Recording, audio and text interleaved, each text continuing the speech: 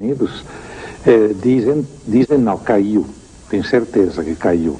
Mas curiosamente, antes de ter caído aquele famoso disco de Roswell, lá naquela zona, 10 dias antes, em Socorro, numa localidade próxima, 120 quilômetros, caiu outro disco voador.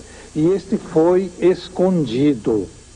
E os tripulantes deste disco voador de Socorro eram praticamente humanos e foram capturados vivos. Depois não sei o que fizeram com ele. Estes seres apareceram num documentário liberado por um britânico que falou que eram ETs e que faziam biópsia. Chegou a aparecer, inclusive, uma época na televisão, aí foi amplamente divulgado, depois houve uma controvérsia de se aquilo seria realmente... É de Roosevelt ou não.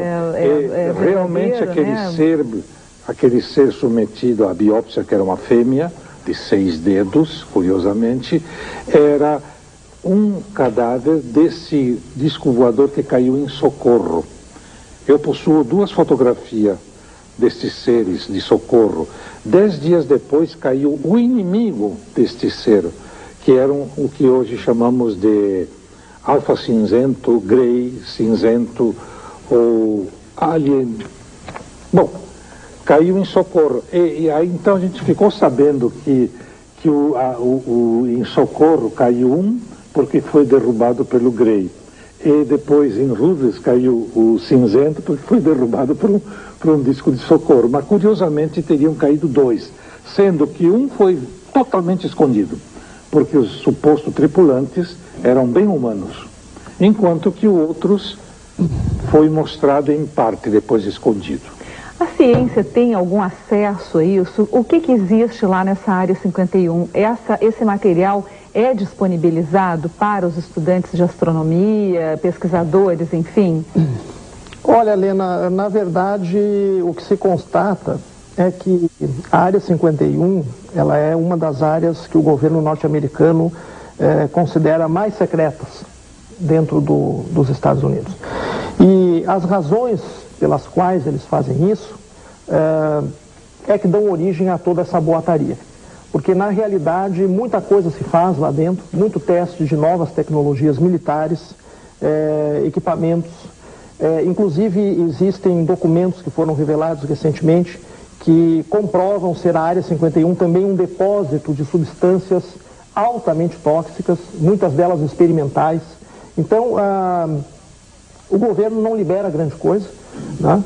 E isso proporciona espaço para que cresçam boatos do tipo que o Dr. Bono tem nos colocado aqui. Agora, é verdade o que ele está dizendo? Não sei, ele também não sabe e ninguém sabe. Não se tem certeza absoluta. Não se tem. Esse é o problema com a ufologia. Agora, no caso, Dr. Bono, por que no caso, né, os extraterrestres, os ETs que caem aqui, ou que de alguma forma podem entrar em contato aqui com a humanidade, por que eles não querem se manifestar nem através de fotografias? Ah, pois é. E o que eles fariam por aqui, né? São tantas perguntas. Esta é uma defesa que eles adotam com relação a fotografias. Agora, curiosamente, caindo na teoria conspiratória, que eu até escrevi um livro chamado A Grande Conspiração mostrar, por favor? Universal. Isso. O que é a Grande Conspiração Universal? Esse livro denuncia uma espécie de aliança que teria sido efetuada entre humanos e extraterrestre, ou melhor dito, um certo tipo de extraterrestre. E essa aliança teria sido feita por alguns do governo americano e do antigo governo soviético com alfa cinzento. Então, de alguma forma, também não é nada certo, absolutamente certo, são cogitações. De alguma forma, o problema ufológico torna-se extremamente delicado porque tem seres humanos que defendem determinado aspecto da ufologia, que eu chamo negativa. E tem outros seres humanos que proíbem outro aspecto da ufologia, porque seria contrário aos interesses deles. E no caso, agora que nós estamos vendo aí o filme Guerra dos Mundos, né? Já houve um outro episódio, se não me engano, foi em 1938, com o livro do H.H. Wells, né? O escritor. e quando houve aquela comoção nos Estados Unidos, que o Orson Welles fez uma transmissão radiofônica fazendo como se fosse verídico aquilo, enfim. E teve o filme também, né? O filme agora?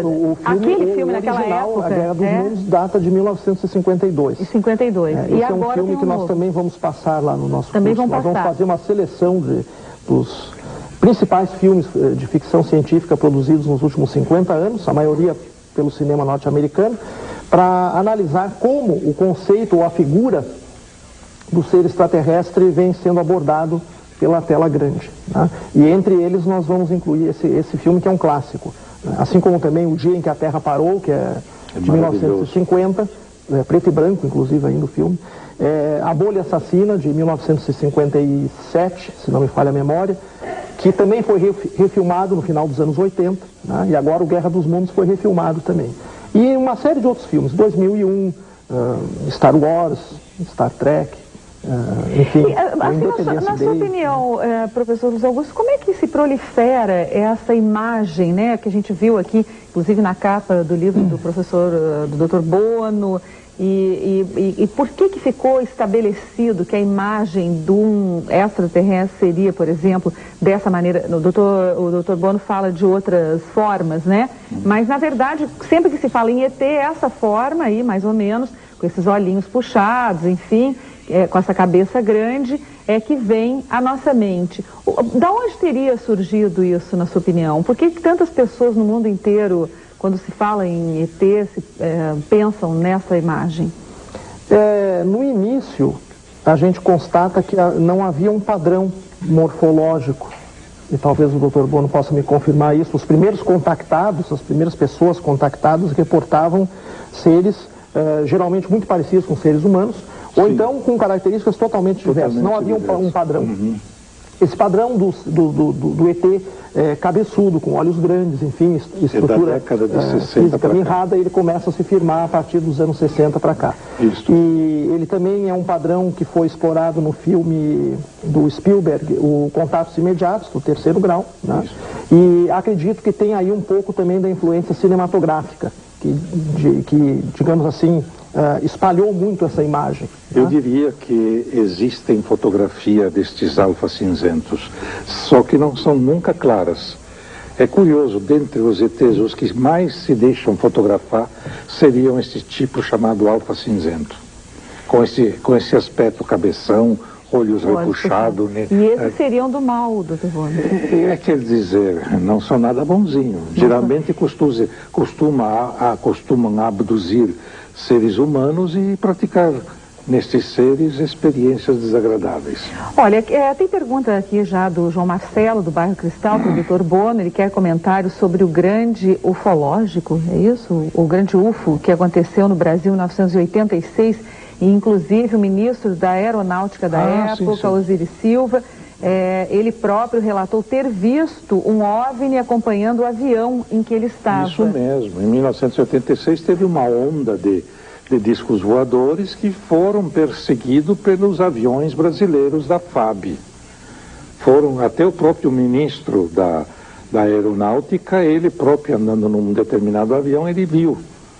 E depois até se reuniram para comentar, em particular, depois em público, e curiosamente, de repente, silêncio, não falem mais a respeito. Foi pela primeira vez na história da ufologia brasileira que autoridades públicas trouxeram à tona a presença do disco voador de forma inegável, porque estes aviões brasileiros tentaram perseguir e que se comunicavam com as bases. Tudo isso está gravado e filmado, né? E isto foi levado a público, só que não deu em nada, porque os discos escaparam. Eles têm uma capacidade de se manobrar muito especial, conseguiram escamotear. E ficou por isso mesmo, mas o fato em si veio a público. E em seguida, cale-se. O próprio ministro teve que calar. Por que causa, não sei.